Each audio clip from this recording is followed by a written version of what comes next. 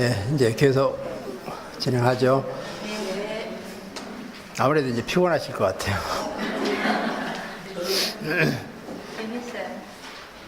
이제 중간중간 동영상 없으면 좀 더 졸리겠죠. 동영상 하나 더 보여드릴게요.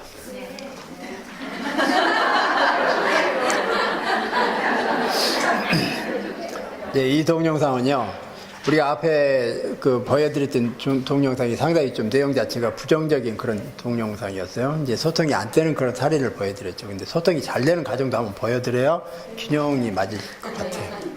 이 이제 소통이 잘 되는 가정인데, 이 가정은 이제 모든 여건에서 보면 앞에 보았던 그런 가정보다는 어려워요. 여건이 안 좋아요. 최악의 상태일 수 있어요. 아버지가 뇌결핵병으로 8년간 누워 있습니다. 말을 못 해요. 왜냐면 여기가 이제 자가호흡이 힘드니까 호흡기를 꽂아놨습니다. 호흡기를 꽂아놓으니까 이제 여기 성대에 이게 작용을 못 하는 거죠. 말을 못 하고, 이제 뇌결핵병은 근위축성 병이기 때문에 근육이 다 이제 이렇게 마비돼 나가죠. 그래서 이제 발가락 하나, 손도 이제 거의 활용이 힘들고 발가락으로 그냥 이렇게 해야 될 정도로요. 그러니까 이제 말 못하면서 그래서 8년간 누워 있고요. 경제적으로 힘들겠죠. 그런데 그 집 가정은 얼굴이 다들 밝네요. 이상해요. 그래서 한번 그걸 보시면서 소통을 꼭 말로 하는 건 아니지만 그래도 하는 방법이 있구나. 그리고 정말 그 어려움을 풀어나가는 방법이 다른 가정과 사뭇 다르구나. 최악의 상태인데도 그런 최악의 상태를 극복해가는 그런 모습. 그런데 그게 소통이고 다른 표현으로는 사랑이겠구나 싶은 생각을 하게 됩니다. 한번 보시죠.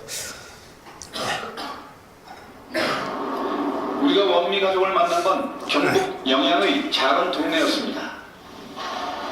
원미 아빠는 근위축성 측색 경화증, 흔히 루게릭병이라고 불리는 희귀병으로 8년째 투병 중입니다.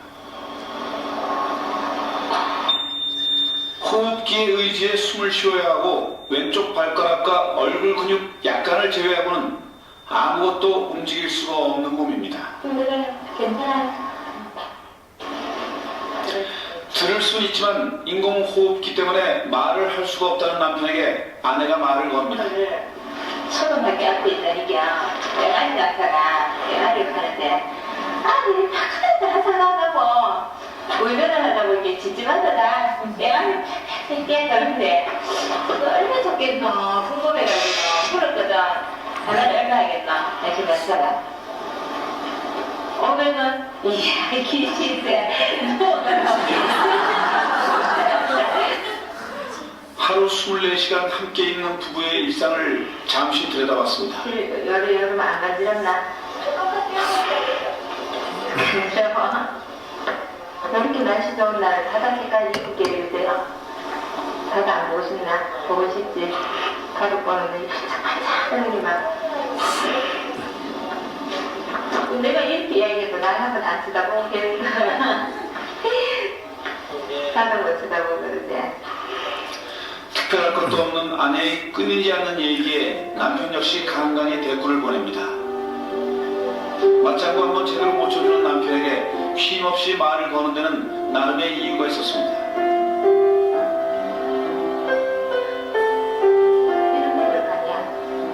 24시간이고 20시간이 거의 같이 있는데 그때 동안 서로 생각이 틀리고 서로 마음이 틀리고 그 창균 그 공간을 내가 소화할 내 방법이 없더라고요. 어떤 재미있는 사건이 일어나면 그때 또 잘 풀어요. 미치긴 경우도 있어요? 비치기도 하죠. 이 사람 비돌이에요.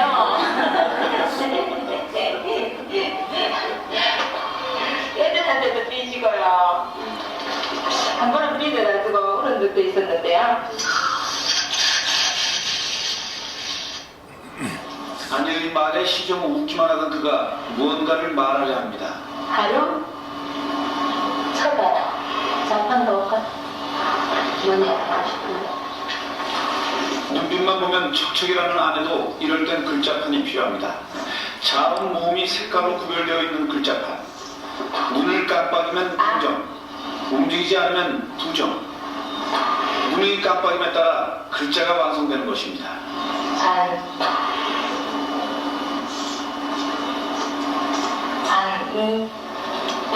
안 눌렀다고? 안 눌렀다고? 나 한국에 나 누굴 줄 알지? 안 눌렀어. 울었는 건 맞죠? 왜 안 눌렀어? 울었는 거야. 아유, 싸우세요. 올해 고생이 끝난 수험생 원미가 수업을 마치고 돌아왔습니다. 뭐하세요? 야, 내가 아빠 가래 10분도 되게 못 맞춘 시간 없는 거야. 그래서 보충 수업까지 끝내보면 밤 11시가 넘지만 한대 모인 가족은 이런저런 얘기로 시끌벅적합니다. 아빠는 그렇게 아내와 아이들의 이야기를 통해 새로운 사람과 새로운 세상을 만나고 있었습니다. 숨을 쉬게 하는 것은 바로 가족이었습니다. 우리 아빠는 우리한테 힘이 되는 존재가 아니라 힘이 되어주는 존재인데 그거를 다른 사람들이 잘 이해 못하는 것 같아요. 항상 이제 애들 둘도 그렇고 저도 그렇고 이제 이게 아빠한테 잘할 수 있었던 것은 어쩌면 어느 순간에 내게 그게 마지막 기회가 될지 모른다는 거. 그렇게 모든 내가 할 수 있는 거 한 번의 웃음도 내일로 미루지 않는다는 거죠. 다음 날 아이들이 학교에 가자 아빠는 컴퓨터를 켭니다. 화상 키보드판을 열어놓고 남아있는 발가락의 힘을 이용해 마우스를 누릅니다. 화상 키보드 위치에 맞춰 마우스를 클릭하면 글자가 완성되는 간단한 원리지만 자음, 무음, 자음, 한 줄을 쓰는데 발가락을 3번이나 움직여야 하는 아빠에게는 힘겨운 작업입니다.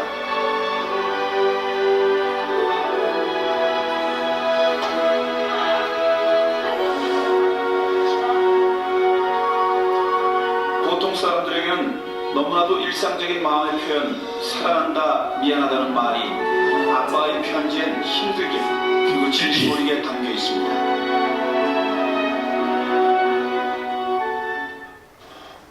네. 이 집은 앞에 보았던 두 가정과는 뭔가 좀 다르죠. 이제 경제적으로는 좀 힘들 것 같아요. 이제 그 연립주택도 그렇고. 이제 그럼에도 불구하고 얼굴 표정들 보면 얼마나 밝은지요. 이제 그 내용을 한번 보세요. 이제 뇌결핵병으로 8년간 누워있으니 얼마나 이제 하여간 뭐 가장 역할을 못하기 때문에 이제 일단은 경제적으로 모든 면에서 이제 힘들었겠고요. 그런데 그럼에도 불구하고 아내는 아주 밝은 모습으로 간병을 하고 있습니다. 그리고 자녀들 역시 딸 이제 고3입니다. 그때 고3이었어요. 고3 이제 늦게 학교 갔다 왔는데 아빠 옆에 침대 옆에 쪼그리고 앉아서 하루 종일 있었던 얘기 정알거리면서 다 얘기해 주는 거예요. 그러면서 하는 얘기가 남들이 보았을 때는 너 얼마나 힘이 되겠느냐, 힘들겠느냐, 그렇게 얘기하는데, 아빠는 누워있어도 우리에게 힘이 되어주는 존재라고 얘기하죠. 그게 가족 아닌가요? 그래서 이제 우리는 그 가족 간의 사랑이라는 게 바로 저런 게 아닐까 싶은 생각을 해봐요. 그래서 아빠를 살게 하는 것은 가족의 그런 사랑의 힘이 아닐까 싶은 생각이에요. 그게 소통이고요. 그게 관계고요. 그런데 이제 저 집이 처음부터 그랬던 건 아닌 것 같아요. 아빠가 이제 그 뇌결핵병에 걸렸어요. 그 뇌결핵병은 결국 이제 오래 살지 못하고 죽게 돼요. 그러나 이제 죽음이 삶 속에 들어온 겁니다. 그 죽음이 삶 속에 들어와서 아내 하는 얘기를 들어보세요. 한 번의 어떤 그 이제 웃음도 이렇게 이게 지나가 버리면 죽고 나서는 얼마나 후회될 것인가. 그래서 그때 표현한다고 얘기하는 것. 그 표현 속에 보면 죽음이 삶 속에 들어오면서 삶을 완전히 바꿔놨다는 그게 역설적으로요. 그리고 죽음을 삶 속에 끌어들이는 작업이 얼마나 중요한 것을 이제 저 내용을 통해서 다시 한번 확인할 수 있지 않을까 싶어요.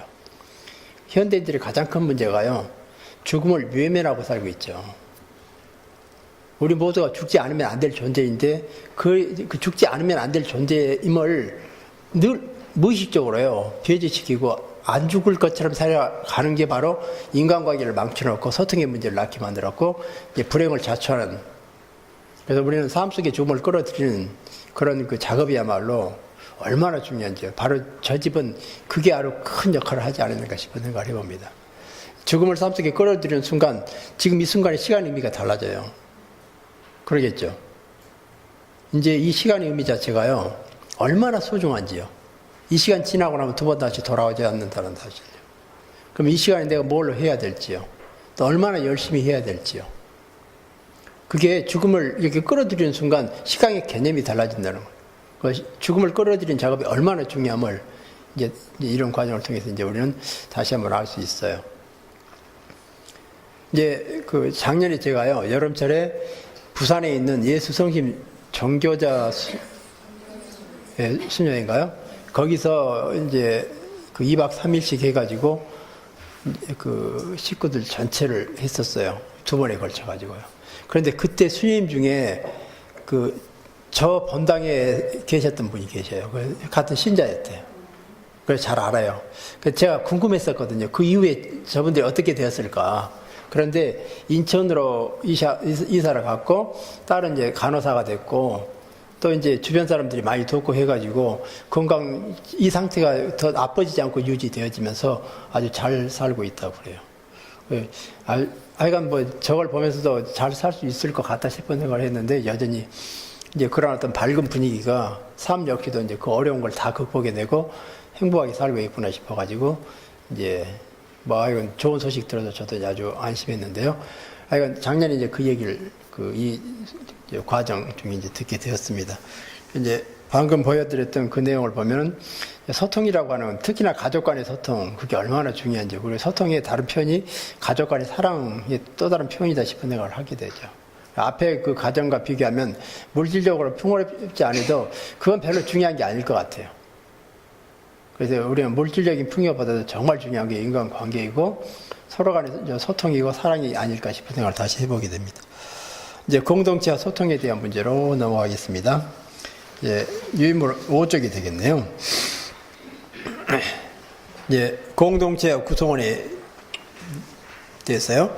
공동체는 서로 소통할 수 있는 사람들이 공동의 목적을 달성하기 위해 공헌하려는 의지를 가질 때 성립합니다. 자, 공동체는 3가지 요소가 필요합니다. 공동의 목적이 필요해요. 그리고 이제 그 소통할 수 있는 사람들이 또 이제 함께 한다는 사실입니다. 서로가 소통을 전제하지 않고 소통 안 하려고 작정한 사람은 공동체에 안 들어와야겠죠. 이제 기본적인 요소입니다. 그래서 구성원이 필요한데, 구성원들은 이미 소통을 할 거라고 전제하고 이제 들어오는 사람, 그리고 공동의 목적이 있어야 되고, 공동의 목적을 이루기 위한 열정을 가지고 있지 않으면 안 돼요. 이 3가지 요소입니다. 이 3가지 요소가 있어야 비로소 이제 공동체가 이제 갖추어지게 되는데, 이제 그 다음 보시면은 공동체가 생존하기 위해서는 구성원들 간의 협력이 필수적이며, 구성원은 공동체에 공헌한 만큼 공동체로부터 보상을 받음으로써 서로 균형을 이룹니다. 여기서 이제 중요한 게 공동체 구성원들에 있어서 협력이라고 하는 단어예요. 협력이요. 이제 공동체가 제대로 이제 작동하기 위해서는 구성원 사이의 협력이고, 협력을 이루기 위해서는 소통이 또 전제되어지지 않으면 안 돼요. 그런데 우리 인간이 다른 동물에 비해서는 훨씬 이제 진화 생물학적으로 설명할 때요, 지구 역사를 볼 때 나중에 태어난 종이에요. 가장 나중에 태어난 종이에요. 그러니까 지구상에 있는 식물, 동물 중에서 가장 나중에 태어난 종인데, 그 인간이 전 세계 주인이 돼 있어요. 그럼 전 세계 주인이 될 수 있었던 가장 큰 배경이 뭘까? 협력이죠. 인간은 서로가 협력할 줄 알아서 공동체를 만들어서 협력했고, 그 힘으로 혼자는 약해요. 혼자는 동물을 대적할 방법이 없어요. 자연재해 극복할 방법이 없어요. 그런데 공동체가 함께 협력해서 그 큰 힘을 발휘하게 됐고, 그 결과가 바로 이제 전 지구의 주인이 된, 그게 이제 배경은 바로 이제 공동체를 이뤄서 협력하는 그 협력이에요. 그래서 우리는 이제 경쟁이라는 표현을 많이 써요. 그래, 경쟁이요, 협력의 틀 안에서 경쟁을 얘기하지, 협력의 틀을 벗어난 경쟁은 무한 경쟁입니다. 너 죽고 나 죽고예요. 그게 오늘날 자본주의 문제라 그 말이죠. 오늘날 자본주의 폐해는 무한 경쟁이에요. 최소한도 우리는 기본이 협력의 틀 위에서의 경쟁이 돼야 된다 그 말이죠. 그러니까 그러한 경쟁은 바람직해요. 그러한 경쟁은 공동체의 성장 동력이 되어져요. 그런데 테두리 없는 무한 경쟁은 너 죽고 나 죽자 이제 공멸의 길로 가는 거죠. 그래서 협력이 중요한데 바로 이제 공동체 아주 그냥 가장 기본이 그러한 그 공동체를 이렇게 이제 그 작동시키는 힘으로서의 협력을 얘기하는 거죠. 그러한 협력은 필수적인 것이면서 이제 구성원이 그 노력한 만큼 그에 대한 보상이 공동체에서 어떤 유형무형으로 되어져야 되는 거고 또 이제 그러한 결과가 구성원 모두에게 각자 돌아가서 본인 스스로가 그에 대한 어떤 보람을 느낄 수 있도록 해주는 거. 그래야 이제 공동체가 제대로 작동되어진다고 얘기하고 있습니다. 근데 이게 그 이제 회사일 경우에요. 그리고 이제 그 직장 다니고 할 때는 그러한 보상이 어떤 그 이제 돈으로 이제 월급으로 계산되어지겠죠. 그래서 연봉이 많다 그러면 이제 그 내가 노력한 만큼 그러한 연봉 그래서 그 정도면 됐다. 그런데 내가 노력한 만큼 돈을 적게 받았다 그러면 아무래도 이제 직장을 옮기게 됩니다. 그래서 직장에 대한 충성도는 돈에 따라 달라져요. 이제 수도 공동체 나름의 그 물질적인 게 아닌 다른 무형의 그런 어떤 이제 보상이 돌아감으로 해서 그 균형을 또 잡아야 되겠죠. 어떤 식으로든지요. 이제 협력 시스템을 한번 보도록 하겠습니다. 협력이란 공동체와 구성원 간의 균형 또는 상승의 관계를 의미합니다. 이제 구성원의 공헌과 공동체의 보상이 균형을 이루어야만 협력 시스템이 잘 작동될 수 있고 공동체가 유지되고 발전할 수 있다고 얘기합니다. 그러니까 협력 시스템이 중요한데 그 협력 시스템을 이제 정리를 한번 해보겠습니다. 이제 협력 시스템에 세 가지 요소가 있어요. 그 첫 번째가 협력의 목적이 됩니다. 두 번째가 협력의 의지예요. 세 번째가 소통이고요. 그러니까 우리는 협력 시스템을 가동하기 위해서는 이 세 가지 요소를 적절하게 잘 균형과 조화를 이루어야 되는데 첫째는 협력의 목적이 아주 그 확고하게 왜 협력을 해야 되는지 그 목적이 있어야 되는 거예요. 그 협력의 목적이 공동체 목적하고 일치합니다. 그리고 협력의 의지는 공동체에서 요구하는 공동 목적을 달성하고자 하는 열정과 의지와 같은 의미라고 생각하시면 되겠죠. 그런데 중요한 것은 협력의 목적도 아주 잘 정리가 돼 있어요. 그리고 협력의 의지도 있어요. 그래서 서로 간에 소통이 안 됩니다. 그러면 결과는 이건 기대한 결과가 나오지 않습니다. 그러니까 어느 하나가 빠져도 그 공동체는 제대로 굴러갈 수 없다는 사실이요. 그러니까 협력의 목적이 아직 이제 불분명해요. 그러면 의지가 있어요. 소통은 잘 돼요. 그래도 공동체는 굴러가지 않습니다. 이 세 가지요. 협력의 목적이요. 또 구성원들의 그걸 이제 이루고자 하는 의지요. 그리고 소통 기술이요. 이 세 개가 적절하게 맞아떨어지면 공동체는 유지되고 발전할 수 있게 돼요. 어떠한 공동체인지 마찬가지라는 거죠. 이제 이런 여건에서 리더의 역할은 어떨까? 리더의 역할은 협력의 목적을 보존하려고 노력을 해야 됩니다. 구성원들이 협력의 목적이 뭐라는 걸 늘 인식시키는 작업이에요. 우리가 무엇 때문에 여기서 모여 사는지, 우리가 무엇 때문에 공동체를 만들었는지, 공동체가 추구하는 목적이 뭔지를 늘 일깨우는 작업이에요. 그 목적이 불분명하면 삶에 내가 왜 여기 살아야 되는지 그 물음의 답도 찾지 못하고 헤매게 돼요. 그러니까 이제 그걸 리더는 어떤 식으로든지 교육을 통해서든 아니면 일상생활 안에서든 어떤 식의 노력을 통해서 그걸 일깨우는 작업이 부단히 돼야 된다는 거죠. 그리고 협력에 대한 의지요. 열정이요. 열정이 사라지지 않게끔 늘 또 열정이 식지 않게끔 도와주는 작업도 리더의 역할이 돼야 되겠고요. 그리고 이제 소통 시스템을 확립하는 작업 역시도 필요하다는 거죠. 이제 구성원 사이에 불협화음이 자꾸 나요.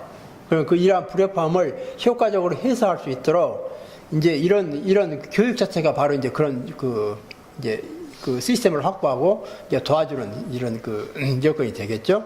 그래서 이런 어떤 과정을 통해서라도 구성원 사이에 이런 소통을 잘 할 수 있도록 관계를 잘 풀어나갈 수 있도록 이제 그런 노력이 이제 공동체 차원에서 어떤 식으로든지 이제 구성원들을 할 수 있도록 도와주는 그런 과정들 손길이 필요합니다. 여기서는 이제 공동체 안에서요, 그 가정 안에서 이제 가정을 꾸려 나가는데, 이 가정 안에서 이제 부부 생활하는 게 소위 말 가정 공동체를 꾸려 나가는 거죠. 이 부부 이제 생활 중에 제가 인간극장 중에 그 내 남편은 도사님이라고 하는 그 인간극장 한 부분을 보고요. 아주 그냥 이제 공동체에 있어서 정말 행복한 공동체를 이루는 게 쉽지 않다는 걸 이제 보여주기 위한 그런 이제 동영상이었는데요. 제가 내용을 그냥 말로 잠깐 설명드리고 넘어갈게요. 이건 좀 기니까요. 여기 이제 나오는 그 해인도사라는 사람이 나오는데요. 이 사람은 어릴 때 이제 부모를 빨리 여의었어요. 그리고 큰아버지 집에서 더불어 이제 붙여 살아요. 그래서 큰아버지가 공부를 안 시키고 자기 자식들은 공부시키고 이 사람은 공부를 안 시켜요. 거기 있다 보면 자기는 공부를 못 할 것 같아요. 일만 시키는 거예요. 그래서 자기가 그냥 가출해요. 계룡산으로 들어가요. 계룡산에 혼자 들어가서 혼자 살아가면서 혼자 글을 익히고 혼자 명리학이라고 학문을 연구해서 자칭 도사가 돼요. 해인도사예요. 이제 해인도사라고. 그래서 머리 하면 눈빛 하면 이게 정말 도사같이 보여요. 이제 어릴 때 들어와가지고 한 28살까지 사는데 28살 정도 살면서 결혼을 하고 싶어요. 그런데 산속에는 여자가 없잖아요. 어떻게 하면 결혼할까 싶어가지고 할 수 있는 방법이 자기가 잘하는 것은 명리학이에요. 명리학이 뭐냐면 사주 봐주는 것이에요. 그래서 이제 계룡산에서 가장 가까운 것이 공주죠. 이제 공주로 나와서 방을 한 칸 얻어가지고 무슨 철학관 해가지고 이제 간판 하나를 딱 걸어놨어요. 그런데 그것도 이름이 있어야 사람이 찾아오죠. 날마다 그냥 팔이 날키고 앉아 있어요.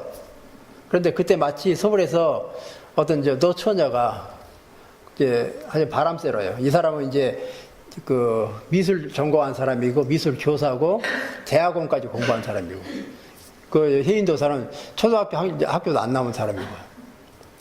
이제 이 사람은 대학원까지 교사가 되고 하는데 결혼을 안 타보니까 집에서 결혼해라 언제 결혼할 것이냐 그때마다 스트레스를 받는 거예요. 그래서 에이씨 그냥 산에 가서 좀 머리 좀 식히고 간다고 이제 딱 계룡산 가려다고 서울에서 내려온 거예요.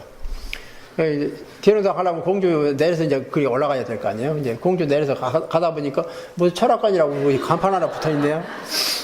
저기 들어가서 언제나 결혼할까 한번 물어볼까 해서 들어갔다가 딱 잡혀가지고 결혼하게 됐어요. 그런데 나이 차이가 여자가 8살이 더 많고 남자가 8살이 더 적은 거예요. 연상여하고 이제 결혼하게 된 거예요. 그런데 함께 살면서 이제 얘를 넷이나 낳고 살아요. 그런데 해인도사, 말 그대로 이 사람은 자기가 배우고 깨닫고 한 이 모든 걸 통해서 가정도 그렇게 이끌려고 그래요. 그러다 보니까 불협화음이 생기는 거예요. 그러니까 그게 남들 사주 봐주고 어려움을 도와주고 상담하는 사람이지만 자기 가정의 행복은 거리가 멀어요. 왜? 자기 방식대로 모든 걸 다 이렇게 이끌어 나가려니 이제 아내 입장으로 봐서는 그게 아닌 거예요. 그래가지고 아내가 늘 이제 부딪히는데 교육 문제라고도 그래요. 아내는 얘가 못하는 걸 도와줘야 한다는 입장이고 남편의 입장은 도와주면 지가 능력이 안 생길 거 아니에요. 계속 또 도움을 요청할 거 아니에요. 그냥 놔두라고 그러면 된다고. 그런데 지금 이거 못하니까 도와줘야 된다. 그러면 이제 서로 싸우는 거예요. 얘가 12시 가까이까지 공부하니까 들어가 잘하고 이러면 되겠냐고 그랬더니 조금 더 해야 돼 하는데 엄마의 입장과 또 아빠의 사이에서 얘가 이제 눈치 보면서 이제 힘든 거예요. 그런 식의 어떤 갈등부터 시작해가지고 아이가 너무나 이제 누적이 됐어요. 누적이 된 상태에서 한번 이제 완전 이제 터지는 겁니다. 그래가지고 이제 아내가 남편을 두고 정말 유식한 사람이 것처럼 하는데 내가 볼 때는 무식해도 그렇게 무식한 사람일 수 없다고 하면서 이제 남편을 그냥 공격을 해요. 남편이 그냥 완전 당황을 합니다. 그리고 남자랍네 그런데 이 속 좁은 여자 하나 이제 받아주지 못하면서 남자냐 하면서요. 이제 그런 어떤 일이 벌어지고 나서 느끼는 게 이건 자기 방식대로 풀어내는 거 이건 바람직하지 않구나 이걸 비로소 깨닫게 됩니다. 이제는 아내의 마음을 읽어주려고 하는 그런 노력들요. 그래서 이제 관계를 풀어내고 소통하기 위해서는 내만의, 내가 원하는 방식이 아니라 상대가 원하는 방식을 맞춰야겠다는 걸 깨달으면서 서로 맞추는 작업을 하면서 행복을 찾아간다는 이제 그 내용이에요. 이제 시간 있으면 이제 보면서 하면 훨씬 좋은데 그런 내용이에요. 이제 그래서 이제 공동체, 그러면 이제 공동체라고 할 때 이제 공동체는 어떤 그 한 사람의 입장, 이게 아니라 여러 사람이 모여있는 게 공동체 아닌가요? 그래서 공동체에서는 그게 적절하게 다 수렴되어져 가지고 함께 나아가려고 할 때요. 그리고 상호성의 원칙이라고 그랬죠. 그 일방성은 통하지 않습니다. 상호성의 원칙이 적절하게 조율되어 가지고 함께 그 공동의 목적을 향해서 나아가는 그런 자세. 그게 이제 가장 바람직한 공동체 안에서의 관계 그리고 소통의 문제를 풀어내는 방식이 되겠죠. 그 내용들이 들어있으니까 이제 그걸로 해서 참고하고요.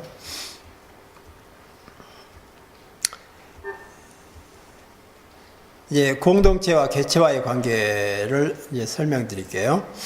그 시계 부품에서 보면은 시계하고 마찬가지예요. 그 기계식 시계를 보면은 이제 초침, 분침, 시침을 돌리기 위해서 수많은 톱니바퀴들이 맞물려 있습니다. 수많은 톱니바퀴들이 모여 있는데 시계를 공동체에 비하면 톱니바퀴들은 공동체 구성원이라고 생각해 볼 수 있겠죠. 그래서 공동체와 그 안에 구성원들과의 관계, 그걸 이제 설명하고 있습니다. 시계와 부속 부분과의 관계를 이제 비유해서 보면요. 시계는 수많은 톱니바퀴들이 모여가지고 만들어졌습니다. 톱니바퀴 사이에는 적절한 간격이 유지돼야 됩니다. 톱니바퀴가 제대로 돌기 위해서는 가장 중요한 게 적절한 간격이에요. 간격이 너무 멀면 어떨까요? 맞물려 돌지 않습니다. 너무 가까우면 어떨까요? 톱니바퀴가 망가져요. 인간관계도 마찬가지예요. 인간관계에 있어서 적절한 거리요. 그래서 우리가 시계가 맞물려 돌아가려고 할 때 꼭 필요한 것은 적절한 거리가 필요하다는 사실이요. 너무 가까워도 너무 멀지도 않는 그 거리요. 그래서 적절한 거리라는 개념을 꼭 염두에 둬보시고요. 두 번째가 적절한 속도입니다. 어떤 건 그 톱니바퀴가 커요. 어떤 톱니바퀴는 아주 작아요. 큰 톱니바퀴가 빨리 돌면 작은 톱니바퀴는 감당을 못하고 그냥 톱니바퀴가 망가져 버려요. 그러니까 작은 톱니바퀴하고 맞물려 돌 때는 톱니바퀴 도는 걸 맞춰서 보조를 맞춰줘야 돼요. 그래서 적절한 속도가 필요하다는 사실이죠. 이 두 가지입니다. 그래서 공동체 안에서 공동체가 제대로 활성화되면서 아주 잘 성장 유지하고 발전하기 위해서는 적절한 거리요. 구성원 상황의 적절한 거리요. 그리고 적절한 속도, 이 두 가지. 이걸 우리 잘 이해하고 그걸 맞춰 나간다 그러면 시계에 있어서 이제 시침, 분침, 초침이 제대로 돌아가면서 우리에게 아주 정확한 시간을 알려줄 수 있겠죠. 이러한 시계를 우리는 공동체라고 생각할 때 구성원으로서의 이러한 이제 톱니바퀴들과의 관계요. 적절한 거리와 적절한 속도가 중요함을 이제 그 시계를 통해서 이제 말씀드렸습니다. 제가 이제 이렇게 상담했던 이제 경우인데요. 이제 보통 아버지 교실, 어머니 교실에서 제가 따로 이렇게 해요. 그러다가 이제 함께 가족관계 아카데미에서 함께 하는데 이제 아버지 교실 할 때 보면요. 아버지들은 그런 교육 받으러 제 발로 오는 사람은 거의 없어요. 어떤 식으로든지 아내가요. 온갖 협박, 온갖 으름장 뭐 다 나와서 이제 별 수 없이 마지못해서 온 사람. 그래서 와서 한 20명 앉아있는데 다들 고개 숙이 이렇게 앉아있어요. 자기소개 한번 왜 앉냐고 자기소개하라고 그러면요. 그러니까 내가 뭐 때문에 이 자리에 앉아있는 거 모르겠대요. 가락에서 왔는데 내가 뭘 해야 될지 모르겠다고 그렇게 얘기하는 사람. 그런데 그 중에서 한 사람은 자기가 재발로 온 사람이에요. 그 사람은 의사였습니다. 근데 그 사람은 이제 자기가 너무 억울하대요. 자기는 나름대로 최선을 다해서 지금까지 살아왔는데 아내하고 관계가 별로 안 좋아서 하여간 이혼까지 생각할 정도의 그런 상태가 된 거예요. 그런데 자기가 바람을 피웠거나 자기가 집안에 등한히 했거나 뭐 돈을 안 벌어다 줬거나 그랬으면 이해라도 한다 그 말이에요. 하여간 남들 못지않게 열심히 살았고 남들 못지않게 사랑하려고 그랬고 남들 못지않게 뭔가 가족을 위해서 잘해주려고 했는데 그게 뭐냐 그 말이에요. 이해가 안 가는 거예요. 억울해도 보통 억울한 게 아니라 그 말이에요. 내가 이혼을 해도 내가 알고 이혼을 하란다고 그러면서 이제 제 발로 왔던 사람이에요. 그런데 보니까 이 양반은 정말 열심히 살았어요. 그런데 결과는 뭐냐면요. 맞물려 돌지 않고 헛돌았어요. 자기만의 방식대로 사랑을 했던 겁니다. 그런데 그 자기만의 방식이 아내에게는 부담이 되는 것이었어요. 아내를 힘들게 만들었어요. 아내는 자꾸 회피할 수밖에 없었어요. 그걸 이해를 못한 거예요. 그러니까 이게 우리가 관계를 맞물려 돌아간다는 것은 내 방식대로 한 게 아니라 상대를 배려하면서 돌아가야 돼요.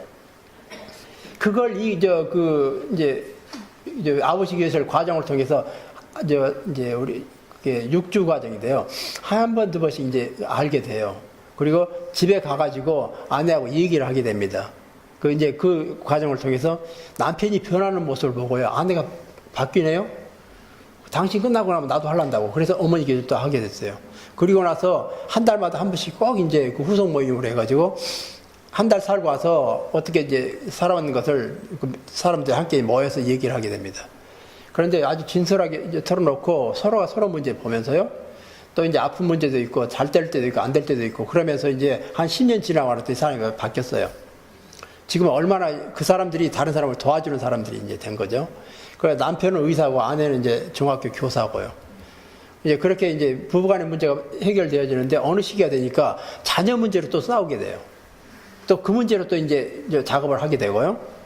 그래서 저는 이제 그걸 보면서 느끼는 게 정말 아무리 똑똑하다고 그래서 관계를 잘 풀어내는 거 아니다. 그건 인간관계하고는 전혀 다른 것이다.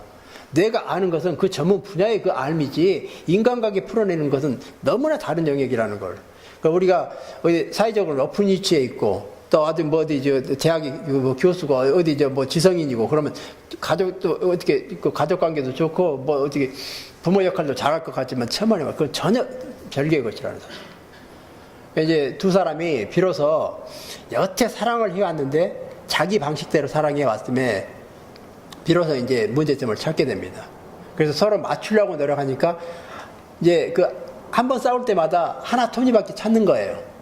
그리고 두 번 싸우면 이제 그 다음 톱니바퀴 찾는 거고요. 이런 식으로 해서 하나 둘씩 찾아가면서 맞물려 돌아가게 되면서 비로소 이제 행복을 찾아간다는 그게 바로 이제 앞서 했던 내 남편은 도사님 그 내용과 거의 비슷한 걸 제가 이제 실제 그분들의 어떤 삶을 통해서 이제 접해 본 거죠. 그래서 이제 시계와 법적 관계를 통해서 공동체 안에서의 행복을 찾아가는 또 인간관계를 풀어가는 방법을 일단 두 가지로요. 이제 적절한 거리 그리고 적절한 속도에 대한 설명을 드렸습니다. 그래서 이제 적절한 거리에 대한 설명이 아름다운 간격으로 이제 설명할 수 있게 돼요. 그러니까 우리 적절한 거리라는 것을 아름다운 간격이라는 표현을 써가지고 이제 정리해 보도록 하겠습니다. 때로는 홀로 서야 하고 때로는 함께 살아가야 하는 것이 인간의 숙명입니다. 우리는 어쩔 수 없어요. 홀로 그래서 함께 그게 인간의 숙명이라는 거죠. 이 사진 어떤 사진인가요?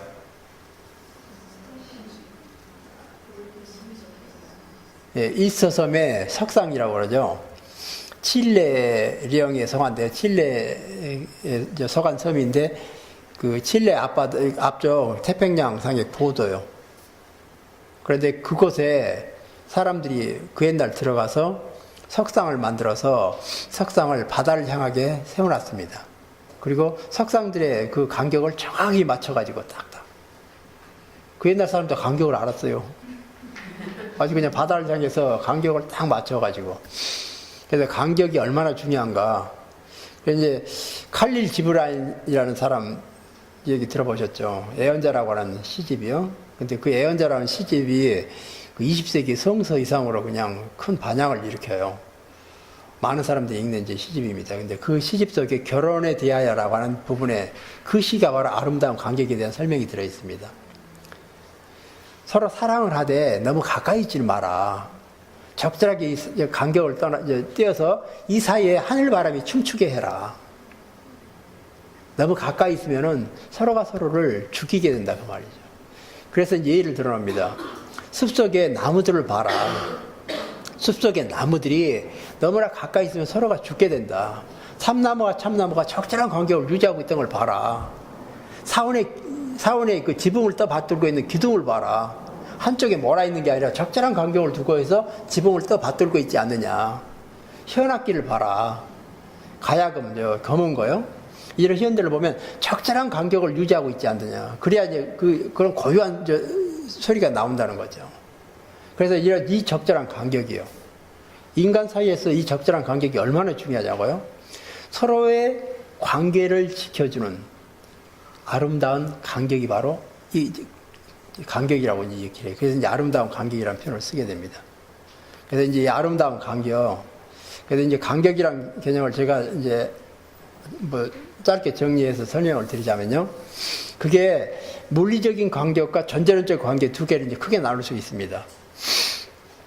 이제 물리적인 간격은요.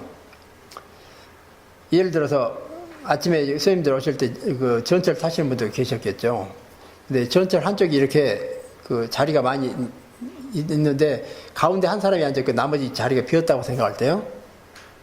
그 사람 잘 모르는 사람이에요. 타서 보니까 자리가 비어 있어요. 그럼 어디 앉는가요? 함께 앉아요? 아니면 좀 떨어져 앉죠? 그런데 보니까 아는 사람이에요. 어디 앉는가요? 바로 옆에 앉죠? 그게 물리적 간격이에요. 내 반경 1m 안에 들어올 수 있는 사람이 있고 1m 안에 들어와서는 안 될 사람이 있어요. 그게 물리적 간격이에요. 왜냐하면 1m 안에 들어오면 부담스러운 사람이 있어요. 선생님 그래 안 탄가요? 그래서 이제 우리가 물리적 간격도 무시할 수가 없어요. 그러니까 물리적 간격이요. 내 1m 안까지 들어올 수 허락되어진 사람이 있고 허락이 안 되는 사람이 있듯이 이 간격은 전제론적 의미의 간격이 더 강해요. 전제론적 의미의 간격이라는 것은 일단 우리가요.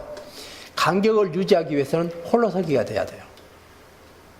홀로 서지 않은 사람은 서기 위해서 어떻게 해야 되는가요? 힘 있는 사람의 도움을 받아야 돼요. 힘 있는 사람을 의지해야 돼요. 그러면 그 사람과 힘 있는 사람과 그 의지를 받는 사람 사이에는 간격이 없어요. 이때는 전형적으로 갑을 관계가 형성되어져서 갑의 영향을 받을 수밖에 없어요. 갑이 마음이 아주 안 좋은 사람이라면 이 사람 완전 주종 관계로 해서 휘둘려 버려요. 홀로 서지 못했기 때문에 그래요. 그래서 일단 우리가 전제론적 의미의 간격이라는 것은 홀로 서기가 전제되어야 됩니다. 홀로 설 줄 알아야 돼요. 이 홀로 선다는 건 홀로 설 때 비로소 자기 주변에 그 어떤 전제론적 영역을 갖추게 됩니다. 그리고 또 다른 홀로 선 사람이 있죠. 그러면 자기 주변에 전제론적 영역을 갖춘 사람이 돼요. 그래서 홀로 선 사람과 홀로 선 사람이 마주하게 됩니다. 그러면 이 마주하는 사람이 너무 가까이 가도 안 되고 너무 멀어져도 안 돼요. 왜? 자신의 전제론적 영역이 있고 이쪽 사람의 전제론적 영역이 있어요. 이 영역이 서로 마주되는 이 정도가 가장 가까운 관계예요. 그리고 이 사람이 이쪽으로 너무 가까이 올 때는 이 사람이 뒤로 물으면서 이 정도는 됐어. 더 오지 마세요 하면서 손을 딱 들어줘요. 이쪽에서 가까이 오면 여기서 마찬가지로 표시를 합니다. 그게 일상 안에서 어떤 식이냐면요. 우리가 서로 관계를 맺다가 어느 경우에 보면 그 사람이 하는 말, 그 사람은 무의식적으로 하는데 그게 내 마음을 너무 아프게 해요. 손을 딱 들고 당신은 그럴지 모르지만 나는 그게 아프니까 하지 마세요 하면서 딱 손을 들어주는 거예요. 그게 그만큼 오지 마라고 하는 표시예요. 그걸 표시를 할 줄 알아야 된다 그 말이에요. 그래야 거리가 생기는 거예요. 그게 나를 지키는 안전한 거리예요. 그게 아름다운 거리고요.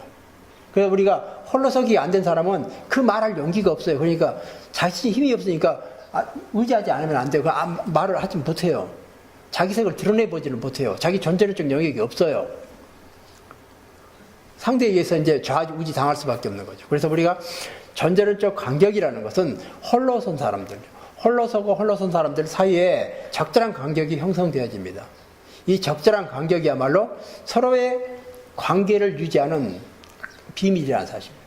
그런데 우리나라 사람들의 의식 속에는 간격이란 개념 자체가 없어요. 왜 그럴까요?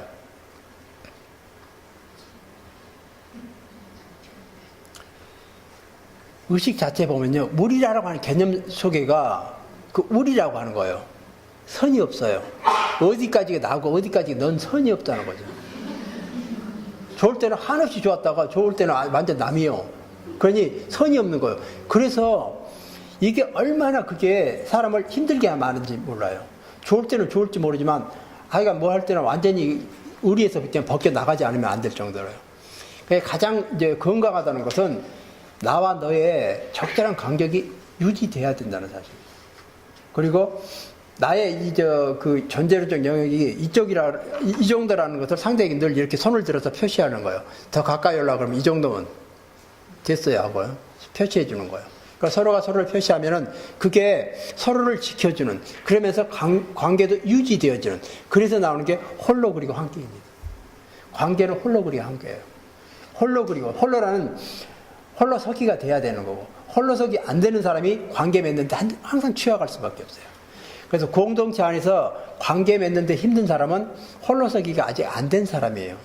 근데 이 홀로서기가 안 된 것은 우리나라 사람들 취약할 수밖에 없어요. 어릴 때부터 홀로서기 훈련이 안 될 수밖에 없는 그런 환경 속에 자라왔어요. 그게 바로 이제 우리 문화의, 우리 전통의 그 이제 문제였던 거죠. 그게 바로 혈연지열 학연으로 묶여진 그 상황 속에서 홀로서기가 어려울 수밖에 없는. 그런데 이제 서양 사람들은 그런 데 비해서 홀로서기가 훨씬 잘 돼요. 그래서 이제 끊고 맺고 하는 게 확실한데, 그 끊고 맺고 하는 것을 잘못 이해하면은 이기주의라고 그러면서 아주 그냥 자기 말로 생각하는 것처럼. 그런데 이기주의의 다음 단계가 뭘까요? 그게 바로 홀로 우리가 함께까지 연결되어지는 가장 바람직한 이상적인 그런 공동체 개념이고 관계 개념이 자리하고 있다는 사실이에요. 우리가 그리스도 교회 교리에서 얘기하는 그 사랑이라는 개념은 바로 그러한 홀로서기가 되면서 서로의 아주 적절한 간격을 유지하는 게 바로 그 사랑을 얘기한다는 거예요. 그냥 너도 나도 없이 그냥 확 해서 내 것이 됐다 네 것이 됐다 하는 것은 그 사랑이 아닌 거예요. 나도 없고 너도 없어요. 도움이 안 됩니다. 성장을 못 해요. 그러니까 우리가 아름다운 관계이라는 바로 의미 자체는 홀로서기를 전제하는 겁니다. 그 홀로서는 또 다른 존재끼리예요. 그래서 우리가 공동체 안에서 홀로서기 안 됐다 그러면 그 홀로서기 안 되는 것은 자라오는 환경 안에서 어떤 부모와의 관계에서의 문제가 아주 결정적인 영향을 미칠 수 있어요. 이제 부모님으로부터 충분한 사랑을 받고, 그리고 또 가정적으로 아버지가 빨리 돌아가셨고 어머니가 빨리 돌아가셨고 이런 아버지 부재, 어머니 부재 이런 저런 것이 홀로서기가 힘든 경우가 있어요. 그런 경우가 살아가면서 늘 발목을 잡아요. 그래서 그런 문제가 양성 과정에서 다 해결되어져야 된다고 말이죠. 양성 과정에서 해결되지 못하고 이제 그게 이어졌다 그러면 아마 이제 수도 생활할 때 어느 순간에 내 발목을 잡을지 몰라요. 저는 이제 그 수요님들도 이제 상담하고 하는데 그런 경우가 대부분이에요. 너무너무 힘들어서 그 관계가 힘든데 알고 봤더니요. 하여간 아직 이게 정리되지 못한 그런 문제 때문에 내 문제 역시 상대 문제가 아니었다는 걸 비로소 보면서 아주 그냥 그 문제에서 벗어나고 아주 이제 수도 생활 잘할 수 있게 되는데 이제 그런 부분이 홀로서기 안 되는 부분이에요. 그래서 홀로서기 안 되는 그런 요인은 여러 가지 가정적인 요인부터 시작해가지고 요인이 있겠지. 이제 그런 문제를 덜어내는 작업하면은 이제 그런 공동체 안에서 아주 성숙한 그런 구성원으로서 생활하는 데 큰 도움이 됩니다. 그래서 이제 제가 이번에 오면서 보니까요, 그 칼릴 지브란의 결혼에 대하여 그런 그 아름다운 간격에 대한 시만 있는 게 아니라 우리나라 사람도 아주 멋지게 이런 시를 써놨더라고요. 그래서 이걸 한번 찾아서 올려놨습니다. 아주 짤막한데요. 보세요. 이정아라는 시인이 당신이 그리운 건 해가지고요. 당신이 그리운 건 내게서 조금 떨어져 있기 때문입니다. 딱 달라붙어 있으면 그립지 않겠죠. 한 영혼이 다른 영혼에게 기대는 것이 사랑은 아닙니다. 서로의 영혼이 홀로 설 수 있도록 지켜봐주고 아껴주는 것이 진정한 사랑입니다. 저는 시인들 시 써는 걸 보면요, 힘이 쭉 빠지는 거 있죠. 제가 몇 시간 설명해야 될 걸 어떻게 간편하게 써버린가. 힘이 쭉 빠져 그냥. 이 시 역시도 마찬가지로 아름다운 관계를 저렇게 표현할 수 있을 거야. 보세요. 그냥 당신이 그리운 건 내게서 조금 떨어져 있기 때문에요. 그러니까 적절한 간격이 필요한 건데 너무 가까워지면 개념 자체가 사라져 버려요. 그래서 우리가 특히 그 가족 안에서요, 당연시 생각하는 것은 바로 그런 점입니다. 그러니까 남편이 당연하게 생각할 때는요, 가끔 집을 비워요. 밥을 안 해줘요. 그러면 내 중요성을 깨닫게 되죠. 그러니까 사람이 좀 지혜로워야 돼요. 그냥 굳이 내 일이라고 하다 보니까요, 당연한 것처럼 생각하는 거잖아요. 그래서 이제 아내라고 생각하니까 뭐 밥 해주는 밥순이라고 생각해요. 그게 말이 되냐고요. 내가 얼마나 소중한 존재라는 걸 당신도 한번 느껴보라고. 그래서 집을 한 일주일 비워보고 그냥 굶고 끓여놓고 그냥 어디 이제 놀러 갔다 온 거예요. 그래야지 이제 내 아내가 얼마나 소중한 존재고 그 밥 한 끼 따뜻하게 먹는 것이 얼마나 감사하다는 사실요. 그 밥 먹을 때마다 감사하다는 얘기가 나오게 그러면 안 되나 그 말이죠. 그러니까 아내도 문제예요. 서로가 문제군요. 가정 문제는 이건 보면 한쪽만이 아니라 항상 함께 이제 문제를 풀어나가야 돼. 이제 그게 안 돼서 그렇죠. 그 다음 이제 보시면 한 영혼이 다른 영혼에 기대는 것은 사랑이 아닙니다. 그래서 기대는 것, 우리가 기댈 때는, 물론 힘들면 기댈 수는 있는데, 홀로서기가 돼야 된다, 그 말이죠. 그리고 이제 홀로서기를 통해서, 만약에 홀로서기 안 됐다 그러면, 아주 좋은 사람을 만나게 되죠. 인격체적인 그런 성숙한 사람을 만나게 되면, 홀로서기 안 된 사람은 홀로서게끔 도와줘요. 그 사람을 지배하려고 하는 게 아니라, 홀로 설 때까지 도와주면서, 홀로 서면은 물러서요. 그리고 그 사람 이렇게 가면서 이제 완전히 자신의 어떤 입김, 영향권을 벗어나게 그렇게 도와주면서 뒤로 빠지는 거. 그게 아주 이제 그 상대를 도와주는 가장 바람직한 방법이라는 거죠. 그런데 어떤 사람은 내가 너 도와줬으니까 평생 너는 나 은인으로 생각해야 돼. 그리고 내 종으로 살아야 돼. 이런 식이에요. 그건 잘못된 방법이라는 거죠. 그런데 우리는 보면 그런 관계를 이어가기를 바래요. 그게 바람직한 방법이 아니라는 거죠. 그리고 이제 서로의 영혼이 홀로 설 수 있도록 지켜봐주고 아껴주는 것이 진정한 사랑입니다. 네, 잠깐 쉬었다 하죠.